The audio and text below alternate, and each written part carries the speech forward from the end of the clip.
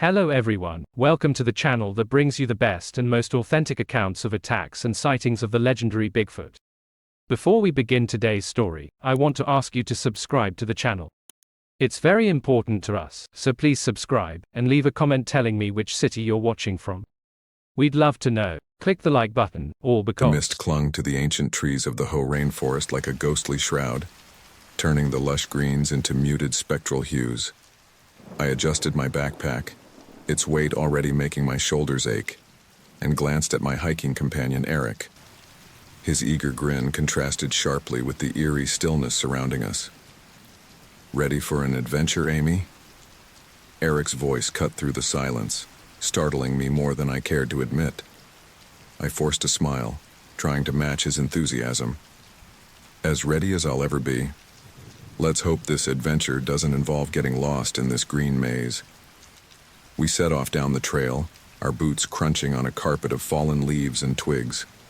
The canopy above was so thick that it felt like twilight, despite it being mid-morning. Massive ferns unfurled on either side of the path, their fronds brushing against us as we passed. "Can you believe how old some of these trees are?" Eric marveled, reaching out to touch the moss-covered bark of a towering Sitka spruce. "Some of them have been here for nearly 1,000 years."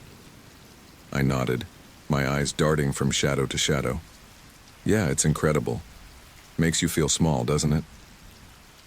As we ventured deeper into the forest, the trail began to narrow, forcing us to walk single file. Eric took the lead, his hiking poles clicking rhythmically against the damp earth. I followed close behind, unable to shake the feeling that we were being watched. "Hey, Eric," I called out, my voice sounding unnaturally loud in the stillness. "Have you ever heard any of those Bigfoot stories about this area?" He chuckled, glancing back at me over his shoulder. "Don't tell me you believe in that stuff, Amy. It's just stories to scare tourists and sell t-shirts." I know, I replied, feeling a bit foolish. "It's just, this place feels so primeval, like anything could be hiding out here." Eric stopped suddenly, causing me to nearly bump into him. He turned to face me, his expression serious. "Listen, Amy. The only things we need to worry about out here are bears, maybe a cougar if we're really unlucky. But Bigfoot? That's just not real."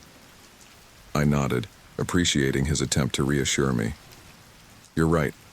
I'm just letting my imagination run wild." We continued on, the forest growing denser with each step.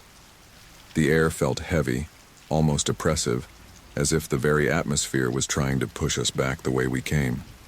The usual forest sounds, birdsong, rustling leaves, chattering squirrels, seemed muffled and distant. As we rounded a bend in the trail, Eric suddenly held up a hand, signaling me to stop. "Did you hear that?" he whispered, his eyes scanning the underbrush. I strained my ears, hearing nothing but the pounding of my own heart. "Hear what?" I could have sworn I heard something big moving through the trees, Eric muttered, still peering into the gloom. A twig snapped somewhere to our left, the sound like a gunshot in the unnatural quiet. We both whirled toward the noise, our breath catching in our throats. "Probably just a deer," Eric said after a moment, but his voice lacked conviction. I nodded, not trusting myself to speak. We stood there for what felt like an eternity, watching and listening. Nothing moved. Nothing made a sound. "Come on," Eric finally said, his voice barely above a whisper. "We should find a campsite before it gets dark." The rest of our hike that day was tense and quiet. Every shadow seemed to hide a potential threat, every rustle of leaves a harbinger of danger. By the time the dim forest light began to fade into true darkness, my nerves were frayed to the breaking point. "Here," Eric said, pointing to a small clearing just off the trail. "This looks like a good spot to set up camp." I nodded, too exhausted to argue. We quickly went about the business of setting up our tent, the familiar routine helping to calm my jangled nerves. As Eric hammered in the last tent stake, I busied myself with gathering firewood, never straying far from our campsite. As night fell in earnest, we huddled around our small campfire, the dancing flames creating twisted shadows that seemed to move with a life of their own. I couldn't shake the feeling that just beyond the reach of the firelight, something was watching us, waiting. "You okay, Amy?" Eric asked, concern evident in his voice. "You've been jumpy all day." I sighed, poking at the fire with a stick. "I don't know, Eric. Something about this place just feels off. Like we're not supposed to be here." Eric reached across and squeezed my hand reassuringly. "It's just the forest playing tricks on your mind. We're perfectly safe out here." As if in response to his words, a long, mournful howl echoed through the trees. It was unlike anything I'd ever heard before, not quite wolf, not quite human, but something terrifyingly in between. Eric's hand tightened on mine, his face pale in the firelight. "What the hell was that?" I shook my head, unable to form words as fear clawed at my throat. The howl came again, closer this time, sending icy tendrils of dread down my spine. "Maybe we should head back in the morning," I suggested, hating how small and scared my voice sounded. Eric nodded slowly, his earlier bravado evaporating in the face of the unknown. "Yeah, maybe that's a good idea. Let's get some sleep. Things always look better in the daylight." We doused the fire and retreated to our tent, zipping ourselves in as if the thin fabric could protect us from whatever lurked in the darkness. I lay in my sleeping bag, every muscle tense, listening to the night sounds of the forest. Beside me, Eric's breathing eventually slowed and deepened as he drifted off to sleep. But for me, sleep remained elusive. Every creak of a branch, every rustle of leaves sent my heart racing, and always at the edge of hearing, I could swear I heard something large moving through the underbrush circling our campsite. As the hours crept by, I finally began to drift off, exhaustion overcoming fear. But just as I was about to succumb to sleep, a sound jolted me back to full alertness. Heavy, rhythmic breathing coming from just outside our tent. I lay there, paralyzed with fear, as the breathing grew louder. A shadow fell across the tent, massive and hunched. I wanted to scream, to wake Eric, to do something, but my body refused to respond. The shadow lingered for what felt like an eternity before slowly, mercifully, moving away. As it retreated, I heard the unmistakable sound of footsteps, heavy, deliberate, and undeniably bipedal. I spent the rest of the night in a state of wide-eyed terror, waiting for the dawn and wondering what horrors the coming day would bring. Little did I know, our nightmarish journey into the heart of the Hoh rainforest had only just begun. The nights seemed to stretch on endlessly, each second ticking by with agonizing slowness. Just as exhaustion finally began to pull me under, a blood-curdling howl shattered the pre-dawn stillness. I jolted upright, my heart pounding so hard I thought it might burst from my chest. "Eric!" I hissed, shaking my companion's shoulder. "Eric, wake up!" He stirred groggily, rubbing his eyes. What's going on? Didn't you hear that?" I whispered urgently, my eyes darting around our small tent as if the thin fabric could offer any real protection. Eric sat up, suddenly alert. "Hear what?" As if on cue, the howl came again, closer this time. It was a sound that defied description, part animal, part something else entirely, something that had no right existing in this world. Eric's face paled in the dim light filtering through the tent. "What the hell is that?"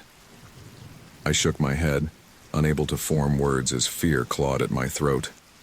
We sat in tense silence, straining our ears for any further sounds. The forest had gone deathly quiet, as if every living thing was holding its breath. After what felt like hours but was probably only minutes, Eric spoke again. Maybe it was just a wolf, or a coyote. I wanted to believe him, but the rational part of my brain knew better. No wolf or coyote I'd ever heard made a sound like that. Should we look outside?" I asked hesitantly. Eric nodded, though he looked far from eager. "Yeah, we probably should. Whatever it was, it's gone now." Slowly, cautiously, we unzipped the tent and peered out into the gray light of early morning. The clearing looked peaceful enough, with mist curling around the base of the towering trees. But something felt off. As we stepped out of the tent, the hairs on the back of my neck stood up. That's when I saw them. A series of enormous humanoid footprints circling our campsite. "Eric," I breathed, pointing at the nearest print. "Look." He followed my gaze, his eyes widening in disbelief. "No way," he muttered, moving closer to examine the print. "This can't be real." But it was real. The footprint was easily twice the size of a human foot, with 5 distinct toes clearly visible in the soft earth. And it wasn't alone. A trail of similar prints formed a circle around our tent, as if something massive had been pacing around us while we slept. To my surprise and growing unease, Eric's face lit up with excitement. "Do you know what this means, Amy? This could be proof. Actual physical evidence of Bigfoot." I stared at him incredulously. "Are you serious right now?" "Eric, something was stalking us last night, something big enough to..." I trailed off, not wanting to complete the thought. But Eric was already pulling out his phone, snapping pictures of the footprints. "This is incredible," he muttered, more to himself than to me. "We need to document everything." I watched him with a growing sense of dread. His excitement about the footprints contrasted sharply with the fear that was threatening to overwhelm me. While Eric busied himself with measurements and photographs, I couldn't shake the feeling that we were in grave danger. "We should leave," I said, trying to keep the tremor out of my voice. "Pack up and head back to the trailhead." Eric looked up at me, his brow furrowed. "Leave? Amy, we can't leave now. This could be the discovery of the century." I opened my mouth to argue, but the words died in my throat as movement caught my eye. Something large and dark darted between 2 distant trees, there and gone so quickly I almost thought I'd imagined it. "Did you see that?" I gasped, grabbing Eric's arm. He turned to look, but whatever it was had vanished. "See what?" I described what I'd seen, a massive, hair-covered figure moving with surprising speed through the forest. Eric's eyes lit up again, but this time I could see a hint of apprehension mixed with his excitement. "We need to investigate," he said, already reaching for his backpack. "Are you insane?" I hissed. "We need to get out of here." But Eric was adamant. "Amy, think about it. If there really is a Bigfoot out there, we can't just leave. We have a responsibility to document this." I wanted to scream at him to make him understand the danger we were in. But I knew that look in his eyes. There would be no talking him out of this. "Fine," I said through gritted teeth. "But we stick together, and at the first sign of real danger, we're out of here. Deal?" Eric nodded, though I wasn't sure he'd really heard me. He was already packing up his camera gear, chattering excitedly about search patterns and evidence collection. As we set off into the forest, following the trail of massive footprints, I couldn't shake the feeling that we were making a terrible mistake.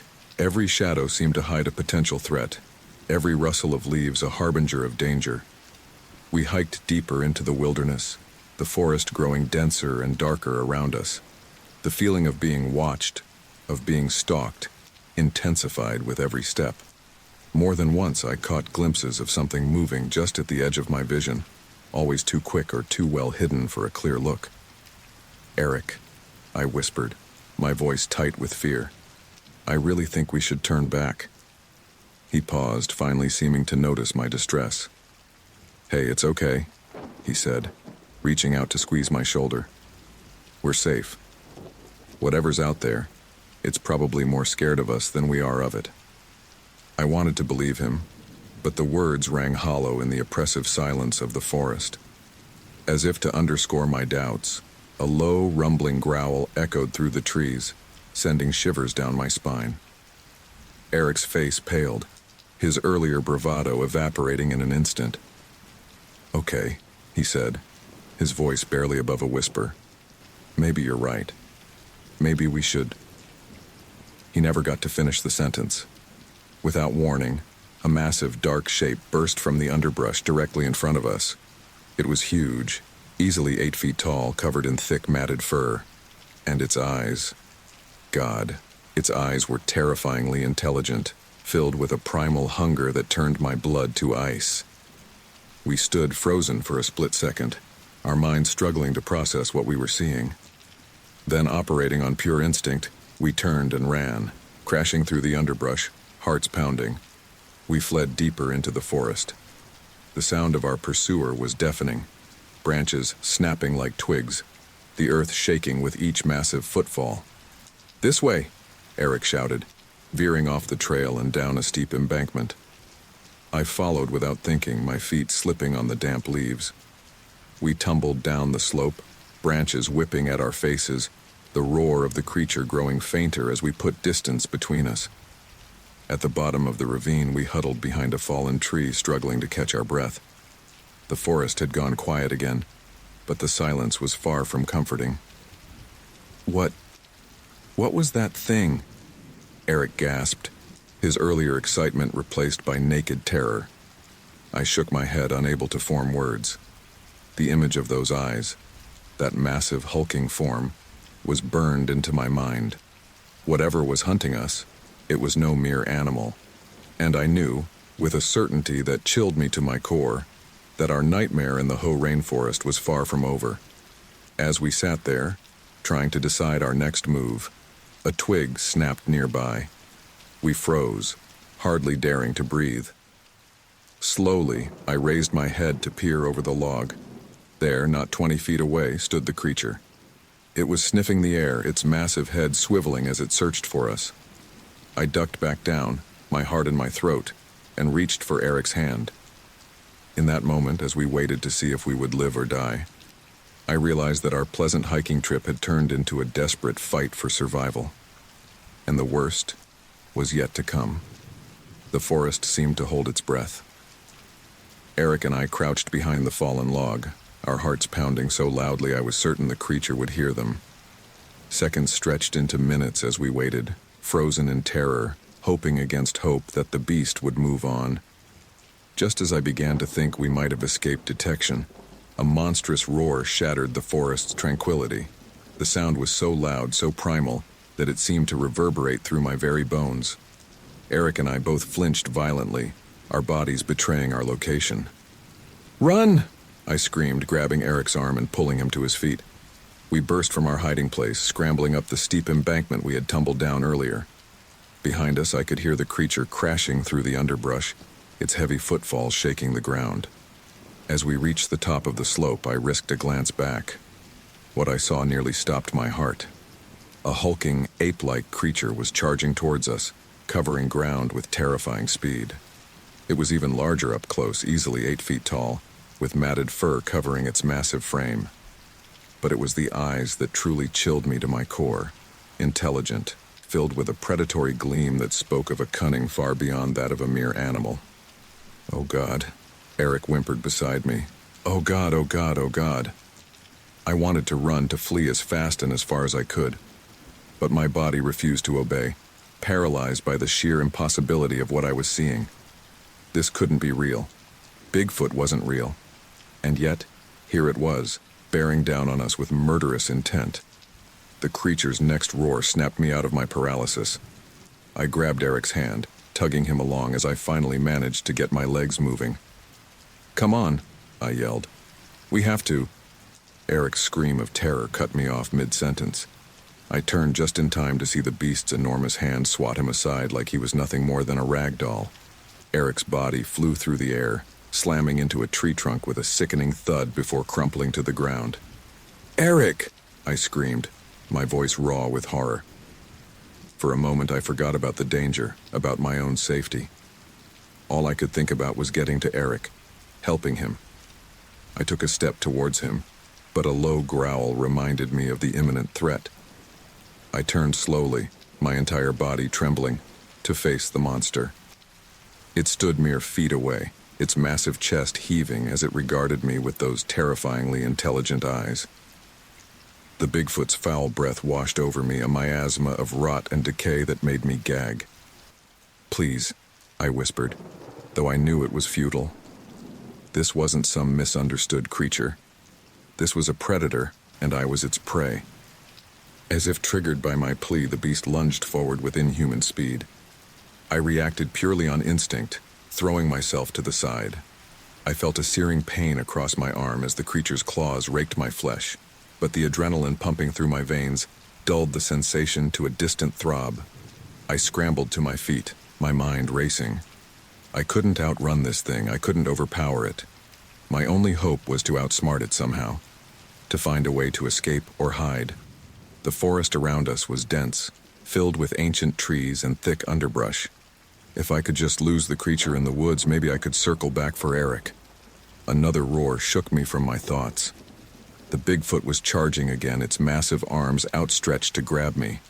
I dove to the side once more, feeling the rush of air as its hands barely missed me.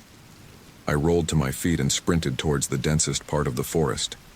Behind me, I could hear the creature's frustrated howl, followed by the sound of splintering wood as it barreled through smaller trees in pursuit. My lungs burned as I ran, ducking under low-hanging branches and leaping over fallen logs. Every rustle of leaves, every snapping twig sent a jolt of terror through me.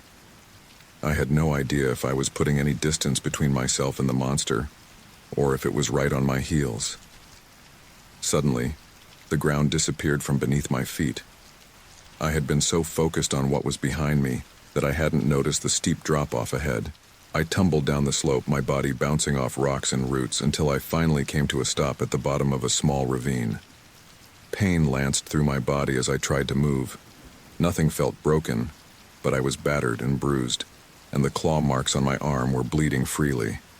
I forced myself to my feet, swaying as a wave of dizziness washed over me. The sound of breaking branches above me sent a fresh surge of adrenaline through my system. The creature was making its way down the slope, more cautiously than I had, but still with frightening speed. I looked around frantically for somewhere to hide. My eyes fell on a small opening at the base of a nearby cliff, a cave, barely visible behind a curtain of vines and ferns. Without hesitation, I stumbled towards the cave entrance. It was a tight fit, and for a terrifying moment, I thought I might get stuck. But I managed to squeeze through, finding myself in a small, damp cavern. I pressed myself against the far wall of the cave, trying to quiet my ragged breathing. Outside, I could hear the creature moving about, sniffing the air. My heart pounded so loudly I was sure it would give me away. Minutes passed, though they felt like hours. Gradually, the sounds outside grew fainter until finally, I heard the beast let out a frustrated howl and move off into the distance. I slumped to the ground, my body shaking with a mixture of relief and delayed shock. But as the immediate danger passed, my thoughts turned to Eric. "Oh God, Eric," I whispered into the darkness of the cave. The image of him being thrown against that tree played over and over in my mind. Was he still alive? Was he lying out there, injured and alone, while that monster stalked the forest?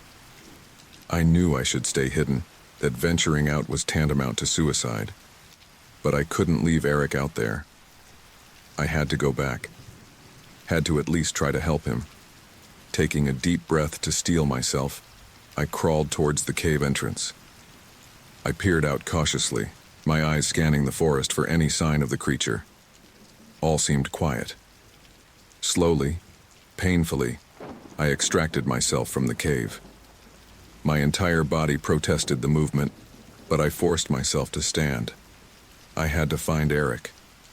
I had to get us both out of this nightmare.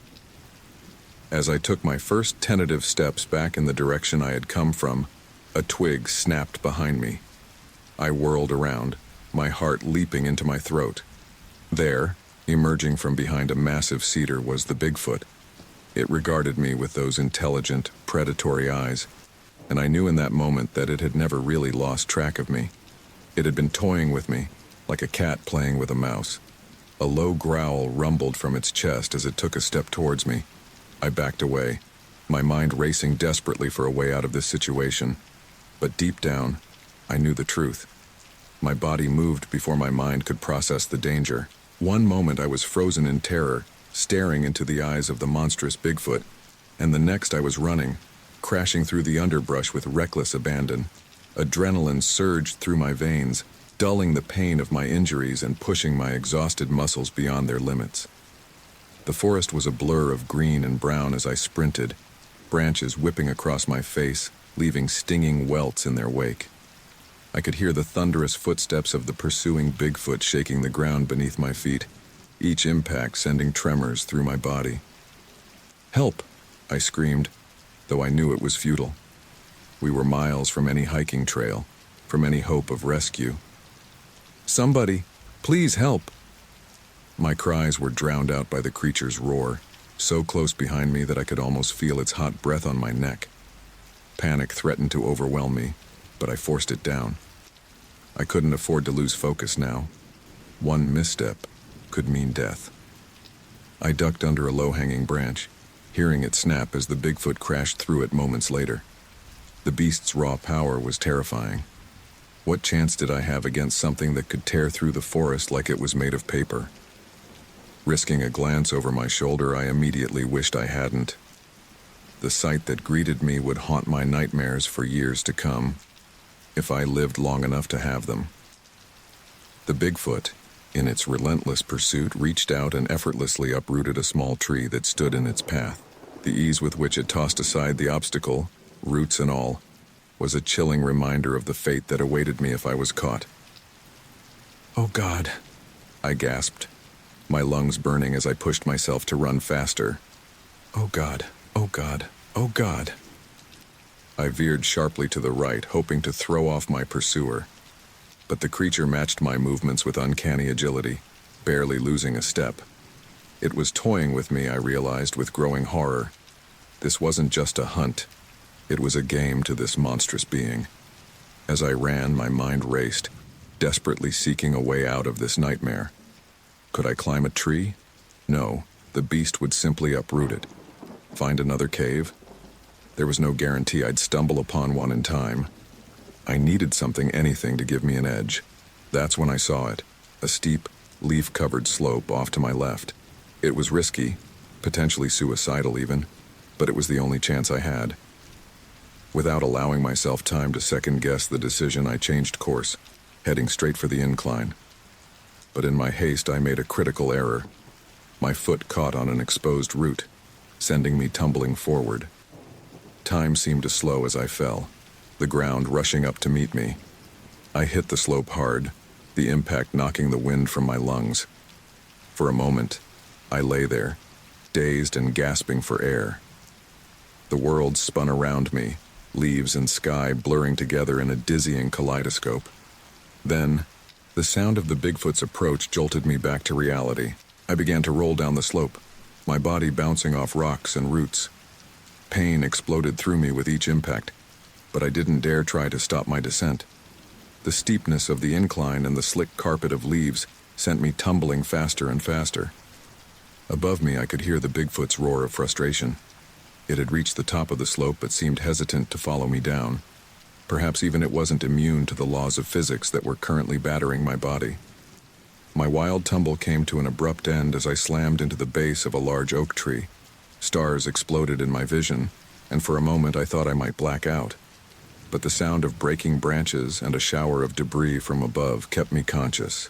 The Bigfoot was making its way down the slope, more cautiously than I had, but still with frightening speed.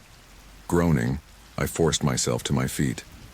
Every part of my body screamed in protest, but I didn't have the luxury of rest. I stumbled forward, my vision blurry and my steps unsteady. I needed to find shelter, somewhere to hide before the creature reached the bottom of the slope. That's when I saw it. A massive fallen log, hollowed out by age and decay. It wasn't much, but it was the only option I had. Summoning the last reserves of my strength, I half ran, half crawled towards the log. The opening was tight, barely large enough for me to squeeze through. Bark scraped against my skin as I wormed my way inside, the smell of damp wood and rotting leaves filling my nostrils. I crawled as far back as I could, pressing myself against the far end of the hollow. Just as I settled into my hiding place, I heard the Bigfoot reach the bottom of the slope. Its heavy breathing and the sound of snapping twigs under its massive feet seemed to fill the entire forest. I clamped a hand over my mouth, trying to muffle my own ragged breaths. "Please," I whispered, though I wasn't sure who or what I was pleading with. Please don't find me. Please, please, please. The creature's footsteps drew closer, each impact sending vibrations through the log. I could hear it sniffing the air, searching for my scent. My heart pounded so loudly I was certain it would give me away. Suddenly, a massive eye appeared at the entrance of the log. The Bigfoot had found my hiding place. Its gaze locked with mine, and in that moment I saw something that chilled me to my very core. There was intelligence in those eyes, yes, but also a cold alien malevolence that defied comprehension. A low growl rumbled from the creature's throat as it reached into the log, its enormous hand grasping for me. I pressed myself further back, but there was nowhere left to go. The Bigfoot's fingers brushed against my shoe, and I knew it was only a matter of seconds before it dragged me out to meet my doom. In that moment of utter desperation, an idea struck me. It was crazy, probably suicidal, but it was the only chance I had. Taking a deep breath, I kicked out with all my might, aiming for the creature's eye. My foot connected with a satisfying thud, and the Bigfoot reeled back with a roar of pain and surprise. Not wasting a second, I scrambled out of the log, emerging on the opposite side from where the creature stood. Before it could recover, I was running again, ignoring the protests of my battered body. I had no idea where I was going, no plan beyond putting as much distance between myself and the monster as possible. Behind me, I could hear the Bigfoot's roar of rage. It would be coming for me soon, angrier than ever. But for now, I had bought myself a few precious moments. As I ran, my thoughts turned to Eric. Was he still alive? Had he managed to escape while the creature was chasing me? Or was he... No. I couldn't think about that now. I had to focus on survival. The forest seemed to close in around me, every shadow potentially hiding another monster. My lungs burned, my muscles screamed for rest, but I forced myself to keep moving. I couldn't stop. To stop was to die. In the distance, I thought I heard the sound of running water. A river? If I could reach it, maybe I could throw off the creature's scent, find a way to escape this green hell. With renewed determination, I pushed on towards the sound. It was my only hope, my last chance at survival, and as the Bigfoot's enraged roar echoed through the forest behind me, I knew that this desperate race was far from over. The fight for survival had only just begun, and the worst was yet to come. The hollow log became my world, a damp, cramped universe of rotting wood and terror. I lay there, every muscle tense, barely daring to breathe as the sounds of the Bigfoot's search filled the forest around me. Its guttural grunts and heavy footsteps seemed to come from everywhere at once, disorienting in their intensity. "Please go away," I whispered, my voice barely audible even to my own ears. "Please just go away." But the creature persisted, its determination to find me unwavering. I could hear it sniffing the air, its massive form moving back and forth near my hiding place. More than once I was certain it had found me, that at any moment its enormous hand would reach into the log and drag me out to my doom. Hours passed, though they felt like an eternity. My body ached from being cramped in the same position for so long, and my mind raced with terrifying scenarios of what might happen if the Bigfoot discovered me. I thought of Eric, of the sickening sound his body had made when the creature swatted him aside. Was he still out there, injured and alone? Or was he... No, I couldn't bear to finish that thought. As the light filtering through the cracks in the log began to fade, signaling the approach of night, the sounds of the Bigfoot search gradually grew more distant. Eventually, a heavy silence fell over the forest, broken only by the occasional rustle of leaves in the wind. I remained motionless, straining my ears for any sign of the creature's return. Minutes stretched into what felt like hours as I waited, my heart pounding so loudly I was sure it would give me away. Finally, when the silence had persisted for what seemed like an eternity, I allowed myself to consider the possibility that the Bigfoot had moved on. Slowly, painfully, I began to inch my way towards the entrance of the log. Every movement was agony.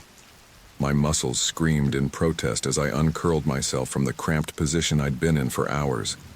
As I neared the opening, I paused, listening intently for any sound that might indicate the creature's presence. Nothing. Taking a deep breath to steady my nerves, I cautiously poked my head out of the log. The forest was bathed in the dim, bluish light of early evening. Shadows stretched long and dark between the trees, and a light mist had begun to form near the ground, giving the scene an otherworldly quality. I emerged fully from the log, my legs nearly buckling beneath me as I stood for the first time in hours. My entire body ached, a testament to the ordeal I'd been through. The claw marks on my arm had stopped bleeding but throbbed with a dull, persistent pain. As I took stock of my surroundings, the full weight of my situation began to sink in. I was alone in a vast, unfamiliar forest being hunted by a creature that shouldn't exist. I had no food, no water, and no idea which direction would lead me to safety. "Okay, Amy," I muttered to myself, trying to keep the panic at bay. "Think. What's the first priority?" Water, I decided. I needed to find water. Not only to drink, but also to hopefully throw off the BigFoot's scent. And if I could find a stream or river, it might lead me back to civilization. But first, I had to find Eric. The thought of him lying injured or worse sent a fresh wave of guilt and fear through me. I had to at least try to find him, to help him if I could. With a goal in mind, I set off in the direction I thought we had come from earlier. Every step was a challenge, my battered body protesting each movement. The forest seemed to watch me as I moved, the shadows between the trees shifting and dancing in ways that made my skin crawl. As I walked, I tried to piece together a mental map of where I had been. The chase, the fall down the slope, the hollow log. It all blurred together in a haze of terror and adrenaline. Had I really gone as far as I thought? Or had fear distorted my perception of distance? The fading light made navigation even more difficult. Familiar landmarks took on sinister new forms in the gathering darkness, and more than once I found myself doubling back after realizing I was going in circles. It was during one of these moments of disorientation that I saw it, a flash of color against the muted browns and greens of the forest floor. My heart leaped into my throat as I recognized Eric's backpack, torn and muddied but unmistakable. "Eric?" I called out, my voice hoarse and trembling. "Eric, are you there?" Only silence answered me. Fighting back a wave of dread, I moved towards the backpack. As I drew closer, I saw something that made my blood run cold. A trail of disturbed earth and broken undergrowth led away from the backpack, as if something heavy had been dragged through the forest. With growing horror, I followed the trail. Each step felt like lead, my mind screaming at me to turn back, to run, to hide. But I couldn't abandon Eric. I had to know. The trail ended abruptly at the base of a large tree, and there, slumped against the gnarled roots, was Eric. Or what was left of him. The sight that greeted me would haunt my nightmares for years to come.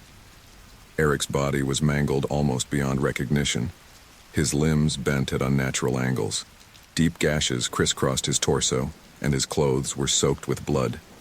But it was his eyes that truly broke me. They stared blankly into the gathering darkness, wide and lifeless, seeming to accuse me with their empty gaze.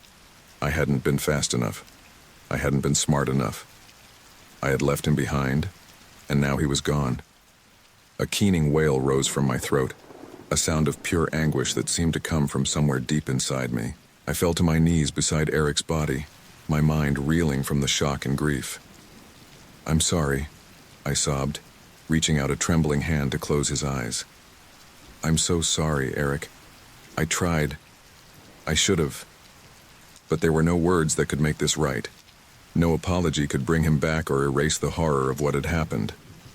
As the initial shock began to fade, a cold, hard realization settled over me. I couldn't stay here. The creature that had done this to Eric was still out there, and it would be back. I had to keep moving if I wanted to survive. Numb with shock and grief, I forced myself to my feet.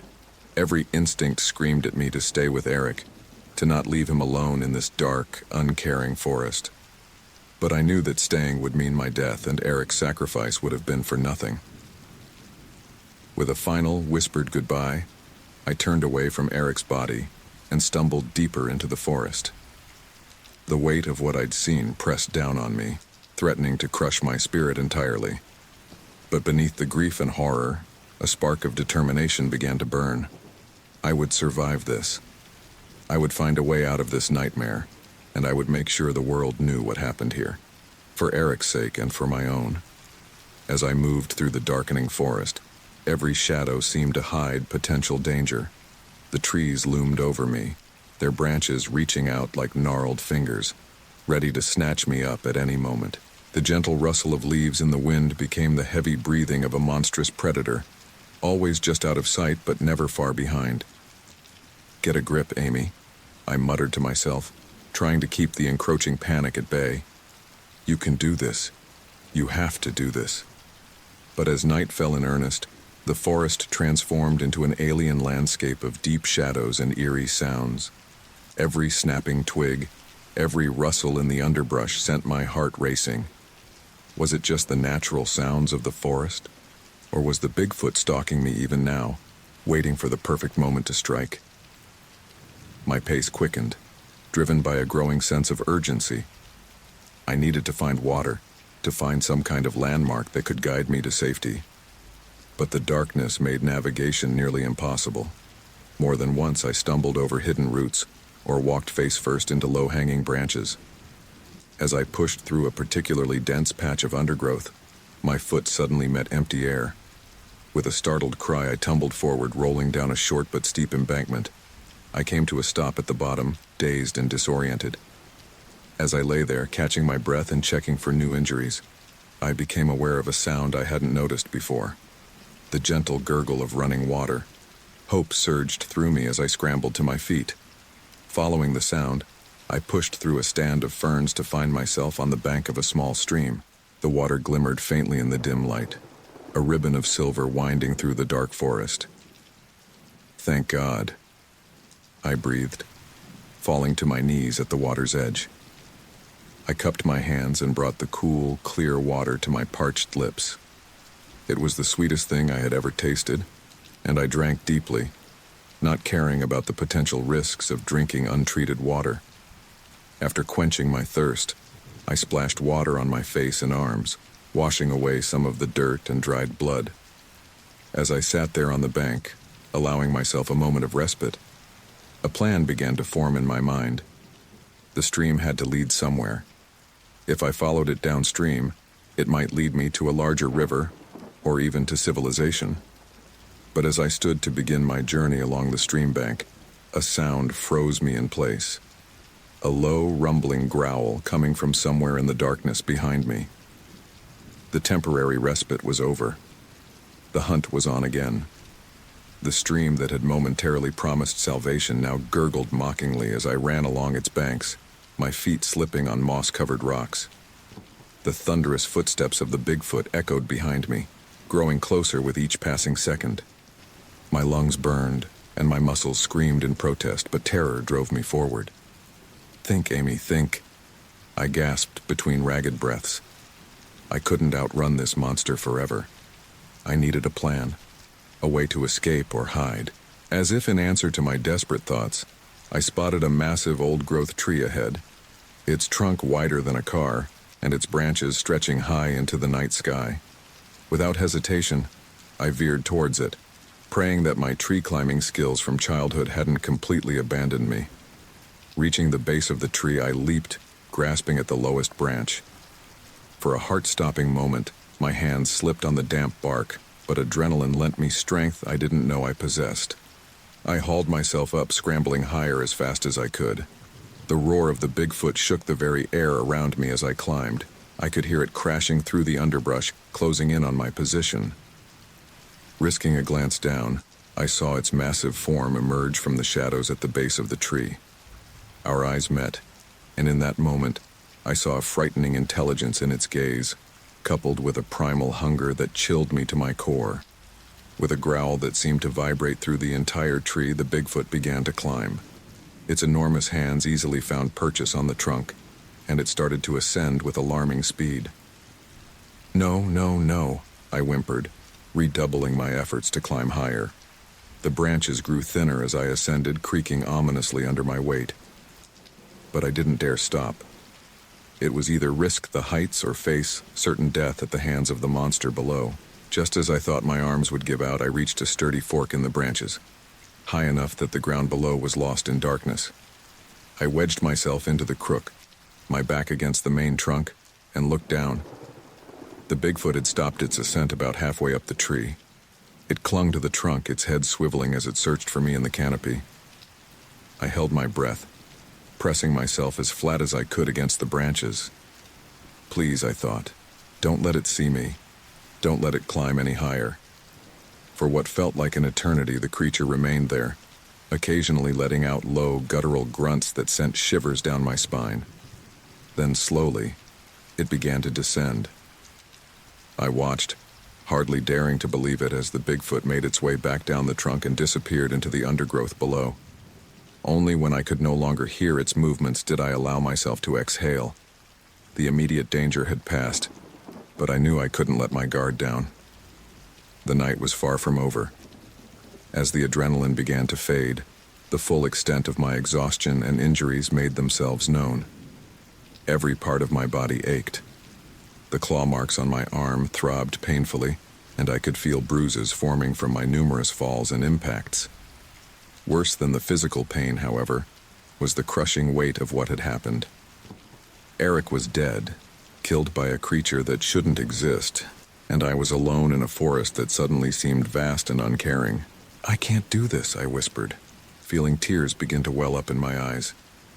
I'm not strong enough."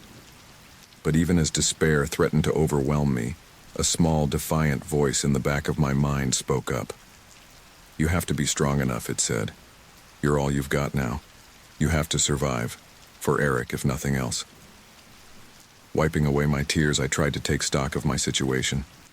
I was relatively safe for the moment, but I couldn't stay in this tree forever. I needed to rest, to try and come up with a plan for the morning. But how could I possibly sleep knowing that monster was out there?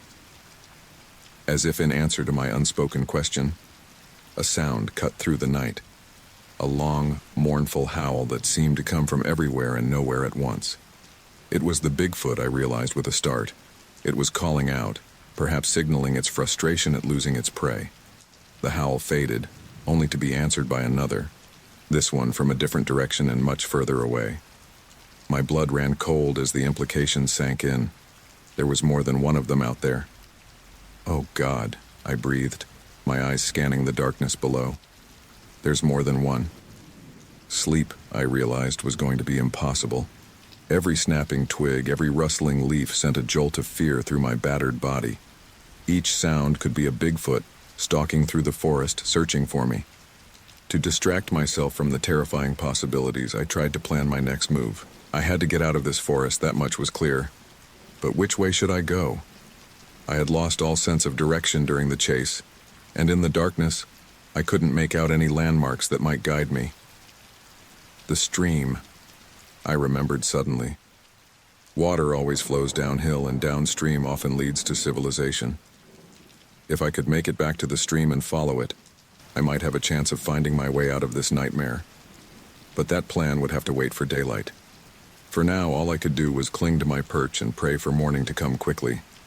The hours crawled by with agonizing slowness. More than once I heard the heavy footsteps of something large moving through the forest below. Each time I held my breath, pressing myself as flat as I could against the branches, certain that at any moment I would feel the tree shake as the Bigfoot began to climb again. But the attacks never came. As the sky began to lighten with the first hints of dawn, I allowed myself to hope that perhaps the worst was over. It was a hope that would prove short-lived. As the pre-dawn light filtered through the canopy, I began to make out more details of my surroundings. The tree I had climbed stood at the edge of a small clearing, one I hadn't noticed in the darkness of the night before. And there, moving silently through the mist that clung to the forest floor, was the Bigfoot. I froze, not daring to move a muscle as I watched the creature. It moved with a grace that belied its massive size, its head swiveling as it scanned the area. It was searching for something. For me, I realized with a sickening lurch in my stomach. The Bigfoot paused in the center of the clearing, lifting its head to sniff the air. I could see its nostrils flaring, and I silently cursed myself for not thinking to try and mask my scent. Surely it would smell me, would look up and see me trembling in the branches above. But the creature's gaze remained fixed on the ground. It began to move again, circling the clearing with slow, deliberate steps. As it passed beneath my tree, I got my first clear look at it in the growing light. The Bigfoot was even more terrifying than I remembered. It stood easily 8 feet tall, its body covered in thick matted fur. Muscles rippled beneath its hide as it moved, a reminder of the incredible strength it possessed. But it was the eyes that truly chilled me. Intelligent, calculating, and filled with a predatory hunger that made my skin crawl. I held my breath as the creature passed directly beneath my perch, certain that at any moment it would look up and spot me. Its massive form dwarfed everything around it, making the ancient trees of the forest seem small and fragile in comparison. For a heart-stopping moment, the Bigfoot paused beneath my tree. It placed one enormous hand on the trunk, and I felt the entire tree shudder at its touch. Please, I thought desperately, please don't climb. Please don't look up. Whether through luck or some divine intervention, the creature moved on without looking up. It continued its circuit of the clearing before finally disappearing back into the thick underbrush. I exhaled slowly, my entire body trembling with the release of tension. But as the immediate danger passed, a new, horrifying realization dawned on me. I was trapped. The Bigfoot was still out there, probably circling the area. If I tried to climb down now, I'd be easy prey. But I couldn't stay in this tree forever. I had no food, no water, and my injuries needed attention. Sooner or later, I would have to descend into a forest that now seemed more like a hunting ground. What am I going to do? I whispered, my voice cracking with fear and exhaustion. As if in answer, a bird began to sing somewhere nearby, heralding the true arrival of dawn. The forest came alive around me, the normal sounds of the wilderness returning as nocturnal creatures settled in for the day and diurnal ones emerged. But underlying the familiar forest sounds, I could still hear it. The faint, but unmistakable sound of heavy footsteps moving through the underbrush. The Bigfoot was still out there, still hunting, and I was still trapped, a prisoner in my arboreal sanctuary, with no clear path to safety and no idea how I was going to survive the horrors that surely lay ahead. As the sun finally crested the horizon, painting the forest in hues of gold and green, I found myself longing for the darkness. At least in the night, I could pretend that the monsters weren't real, that this was all some terrible nightmare. But in the harsh light of day, there was no denying the reality of my situation. I was lost, alone, and being hunted by a creature that defied explanation. The first rays of dawn filtered through the dense canopy, casting eerie shadows across the forest floor.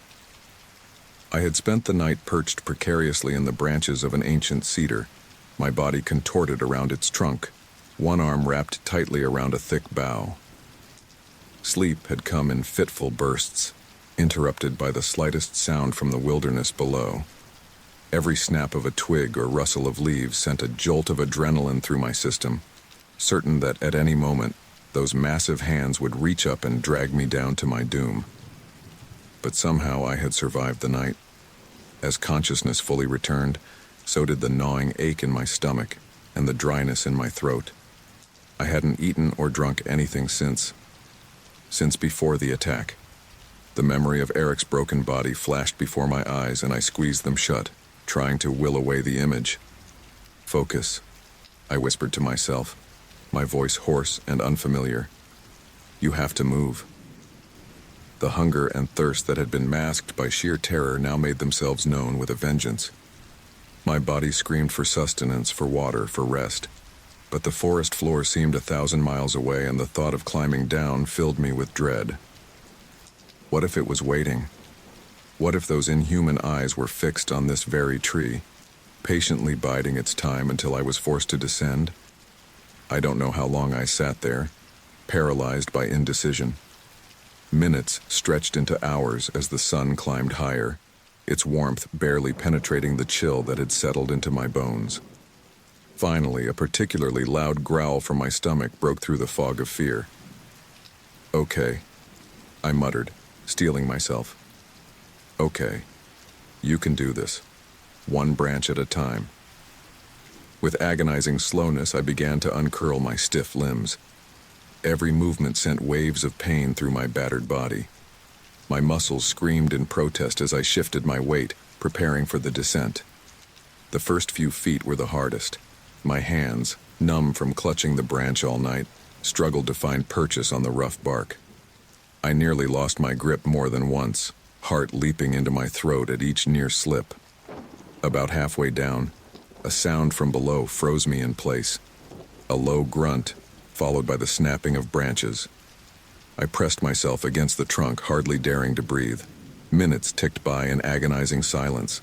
I strained my ears, listening for any sign of movement. Nothing. "It's just an animal," I whispered, trying to convince myself. "A deer or something. Not it. Please, not it." Gathering what little courage I had left, I forced myself to continue the climb down. When my feet finally touched solid ground, my legs nearly buckled beneath me. I leaned against the tree, taking deep, shuddering breaths. "Okay," I said aloud, needing to hear a human voice even if it was just my own. "Okay, you made it this far. Now what?" The enormity of my situation hit me all at once. I was lost in the vastness of the Hoh rainforest, injured, without food or water, and being hunted by a creature that shouldn't exist. The logical part of my brain knew I needed to find my way back to civilization. But in that moment, all I wanted to do was curl up on the forest floor and wait for whatever fate had in store for me. A distant bird call snapped me out of my spiral. Right, one step at a time. First things first, water. I closed my eyes, trying to recall the layout of the land from our hike. There had been a stream not too far from where we had made camp. If I could find it again, I could at least quench my thirst and maybe get my bearings. With no better plan, I picked a direction that felt right and started walking. Each step sent jolts of pain through my body. My ankle, twisted in the fall during my frantic escape, throbbed mercilessly. But I forced myself to keep moving, driven by the desperate need for water and the fear of what might happen if I stayed in one place too long. As I walked, I tried to focus on the beauty of the forest around me, anything to keep my mind off the horror of the past day. Shafts of sunlight pierced through gaps in the canopy, illuminating the vibrant greens of moss-covered logs and ferns. In any other circumstance, it would have been breathtaking. "You always wanted to see the rainforest up close," I said to myself with a bitter laugh. "Bet you didn't expect this, huh?" The sound of my own voice was oddly comforting in the oppressive silence of the forest. I found myself talking more, if only to stave off the crushing loneliness and fear. "Okay, let's take stock," I continued, wincing as I stepped over a fallen log. "You're lost, but you're alive. That's something, right? And you've been camping before. You know the basics. Find water, find food, find your way out. Easy peasy." My forced optimism sounded hollow even to my own ears, but I clung to it desperately. It was better than giving in to the panic that threatened to overwhelm me at any moment. After what felt like hours of stumbling through the underbrush, I finally heard it, the faint sound of running water. Hope surged through me, giving me a burst of energy. I quickened my pace, ignoring the protests of my battered body. The stream came into view, a ribbon of silver cutting through the green. I half ran, half fell towards it, dropping to my knees at its edge. Cupping my hands, I brought the cold, clear water to my lips. It was the sweetest thing I had ever tasted. I drank greedily, not caring about the potential dangers of unfiltered water. After slaking my thirst, I splashed water on my face, trying to wash away some of the grime and dried blood. As I did so, I caught a glimpse of my reflection in the stream and recoiled in shock. The face staring back at me was barely recognizable. Wild, bloodshot eyes peered out from a mask of dirt and scratches. My hair was a tangled mess, full of twigs and leaves. A nasty gash ran along my cheek, crusted with dried blood. "Jesus," I whispered, touching my face gingerly. "You look like hell, girl." The sight of my battered reflection brought home the reality of my situation in a way nothing else had. Tears welled up in my eyes, and for the first time since the attack, I let them fall freely. "I can't do this," I sobbed, hugging myself tightly. "I can't. I want to go home. I want Eric back. Oh God. Eric." The grief I had been holding at bay crashed over me like a tidal wave. Eric was gone. My best friend, my hiking partner, the one who had convinced me to come on this trip in the first place. Gone, in a moment of unimaginable violence. I don't know how long I sat there by the stream crying until I had no tears left. The forest continued its quiet routine around me, indifferent to my sorrow. Eventually the sobs subsided, leaving me feeling hollow but somehow clearer. "Okay," I said, wiping my face with a grimy hand. "Okay. You had your breakdown. Now it's time to move." I filled my water bottle, grateful that I had at least managed to hold on to it during the chaotic escape. As I screwed the cap back on, a distant sound made me freeze. A low, guttural roar echoed through the forest. It was far off, but unmistakable. The same sound that had heralded the beginning of this nightmare. Fear, sharp and cold, shot through me. I scrambled to my feet, eyes darting around wildly. Which direction had it come from? Was it getting closer? No, I muttered, backing away from the stream. Please, not again. Every instinct screamed at me to run, but I forced myself to think. Running blindly had nearly gotten me killed before. I needed a plan. The roar came again, closer this time. My heart pounded so hard I was sure it would burst from my chest. Think. Trees. It couldn't climb as well as I could. Or at least, I hoped it couldn't. I scanned the area, looking for a suitable one. There, a massive Douglas fir with low-hanging branches. It would have to do. I sprinted towards it, ignoring the pain lancing through my ankle. Behind me, I heard the unmistakable sound of something large crashing through the underbrush. Don't look back. Don't look back. I reached the tree and leapt for the lowest branch, adrenaline giving me strength I didn't know I had. Hand over hand, I pulled myself up, not daring to slow down or look below. When I was about 30 feet up, I finally allowed myself to stop and look down. What I saw nearly made me lose my grip. The BigFoot stood at the base of the tree, its massive head tilted up towards me. In the daylight, I could see it clearly for the first time, and the sight stole the breath from my lungs. It was enormous, at least 8 feet tall, with a body rippling with muscle beneath a coat of reddish-brown fur. Its face was a nightmarish blend of ape and man, with deep-set eyes that gleamed with an unsettling intelligence. Those eyes were fixed on me with an intensity that made my blood run cold. For a long moment, we stared at each other in silence. Then, it opened its mouth and let out a roar that shook the very air around us.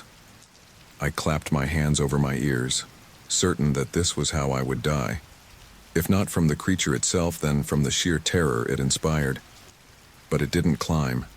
Instead, it began to pace around the base of the tree, occasionally reaching up to slap the trunk with its massive hands. The whole tree shook with each impact, and I clung to my branch for dear life. "Go away," I whispered, my voice trembling. "Please, just go away." As if in response, the creature let out another ear-splitting roar. Then, to my horror, it began to shake the tree violently. I watched in disbelief as the lower branches swayed and cracked under its incredible strength. "Stop!" I screamed, abandoning any pretense of staying quiet. "Stop it! Leave me alone!" My cries seemed to agitate it further. It redoubled its efforts, and I could feel my perch becoming increasingly unstable. I looked around desperately for a way to escape, but there was nowhere to go. I was trapped. Just when I thought the tree would give way entirely, the assault suddenly stopped. I peered down cautiously, expecting to see those terrible eyes still fixed on me. But the creature was gone. I blinked in confusion, certain I must be hallucinating. How could something so large disappear so quickly? I scanned the forest floor, but there was no sign of the massive beast. Minutes ticked by in tense silence. I hardly dared to breathe, straining my ears for any sound of its return. Nothing, just the usual forest noises, which now seemed almost obscenely normal after what I had just witnessed. Is it over? I whispered to myself. As if in answer, a blood-curdling howl rose from somewhere in the distance. I flinched, nearly losing my balance. It was moving away, but for how long? I stayed in that tree for hours, too terrified to come down. The sun arced across the sky, and still, I clung to my branch, every muscle screaming in protest. It wasn't until the light began to fade that I finally forced myself to face reality. I couldn't stay here forever. Night was coming, and with it, who knew what other dangers? I had to move, had to try to find my way out of this green hell. With agonizing slowness, I began to climb down. Every rustle of leaves, every snapping twig sent a jolt of fear through me.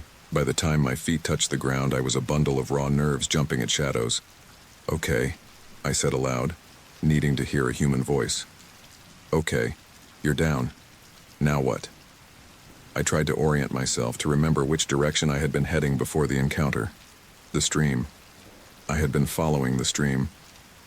With a water source, I at least had a chance of survival.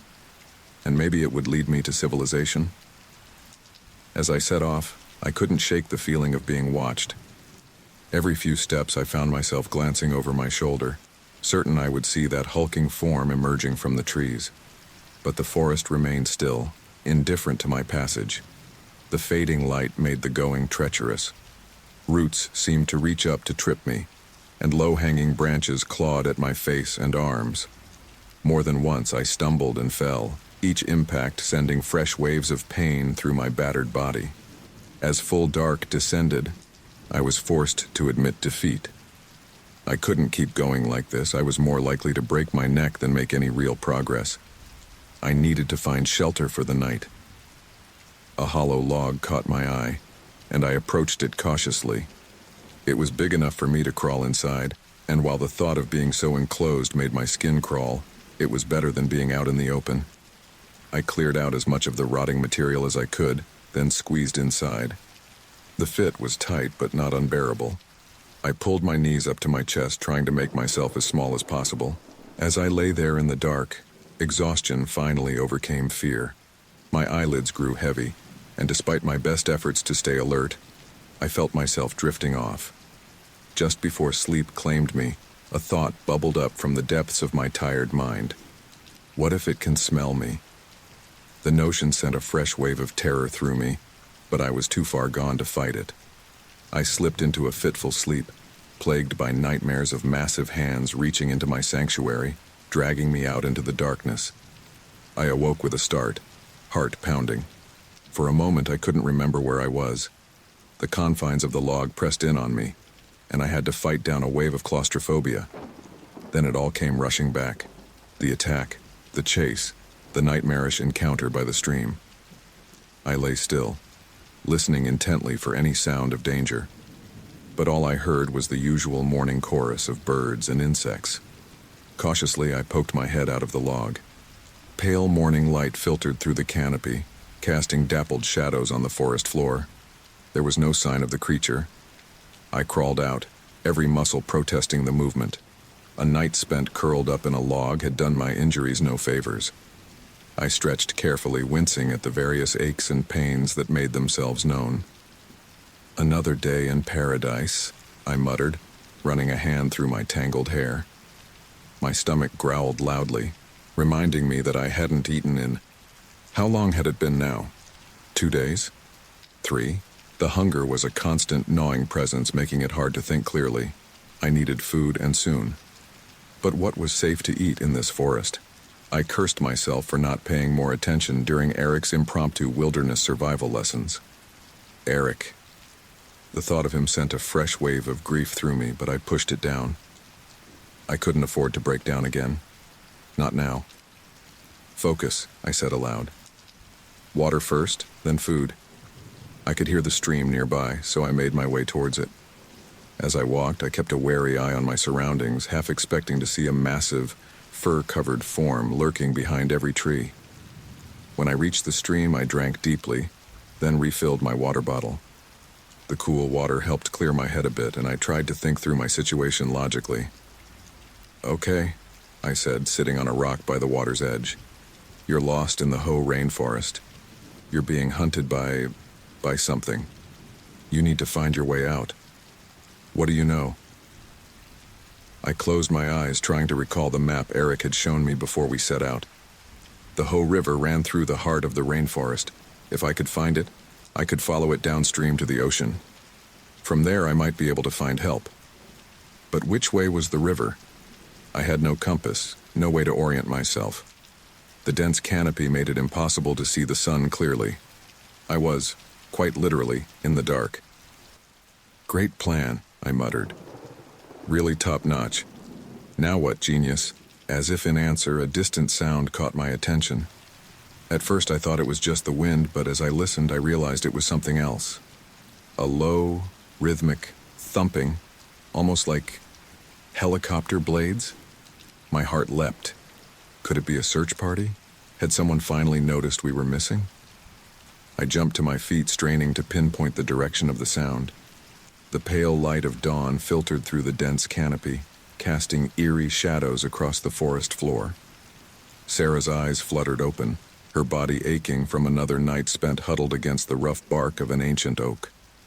For a moment, disorientation clouded her mind, but the events of the past week came crashing back with brutal clarity. The camping trip, the strange noises in the night, the disappearance of her friends one by one, and finally, the terrifying encounter with the creature that had been stalking them through the wilderness. Sarah pushed herself to her feet, wincing at the protests of her battered muscles.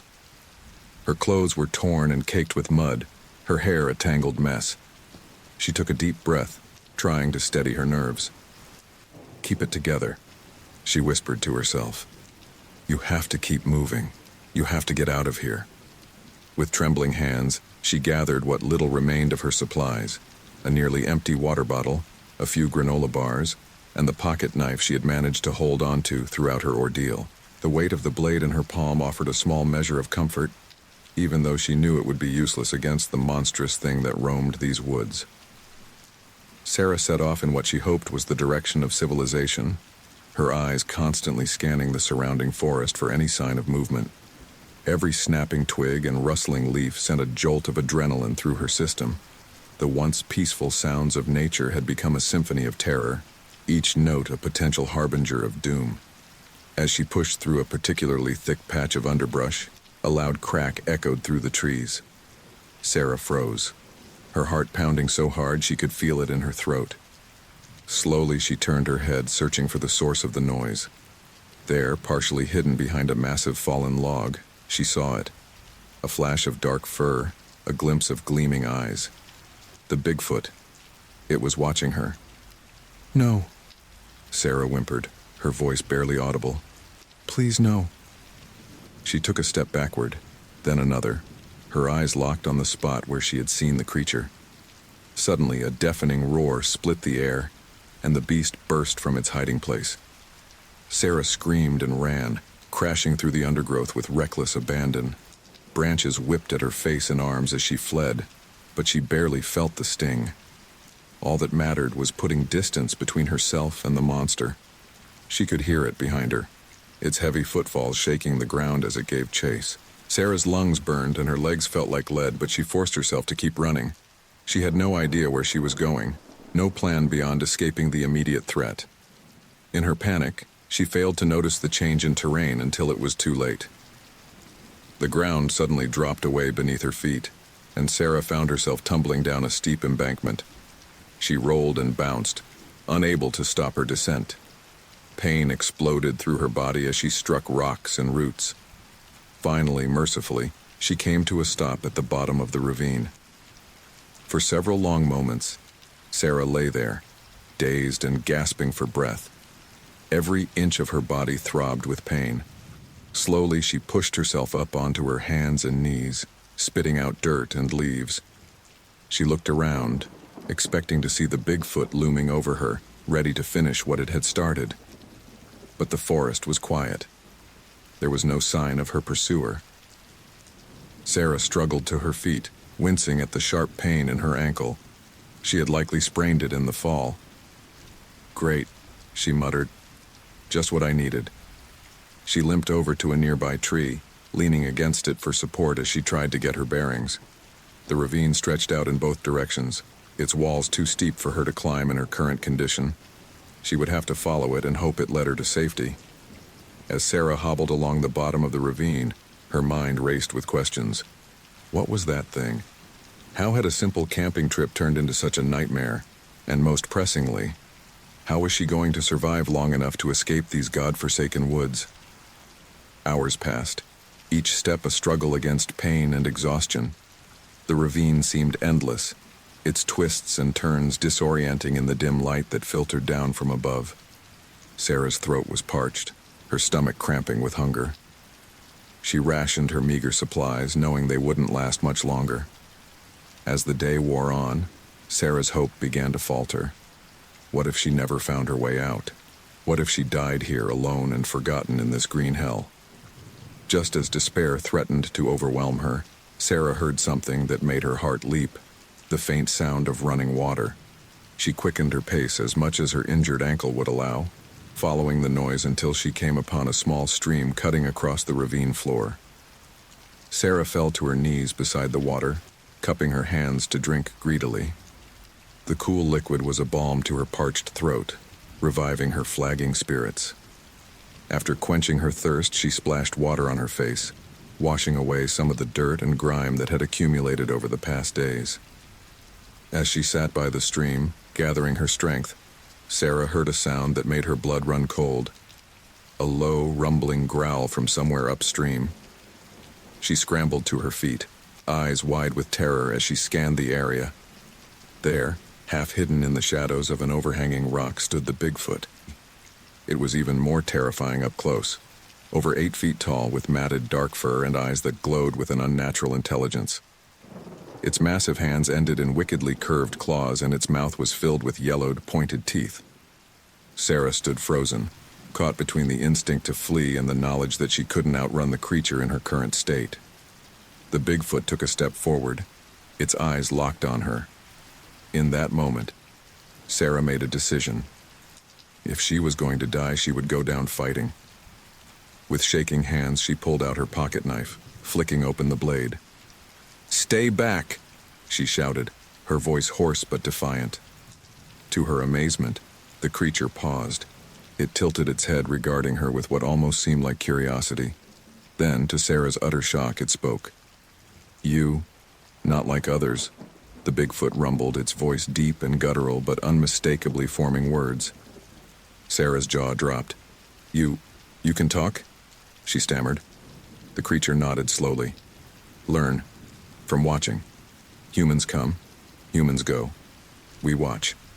We learn." Sarah's mind reeled. This couldn't be happening. It had to be a hallucination brought on by stress and exhaustion. And yet the Bigfoot stood before her, very real and very much speaking. "Why?" Sarah managed to ask. "Why did you kill my friends?" The Bigfoot's expression changed, something almost like regret crossing its features.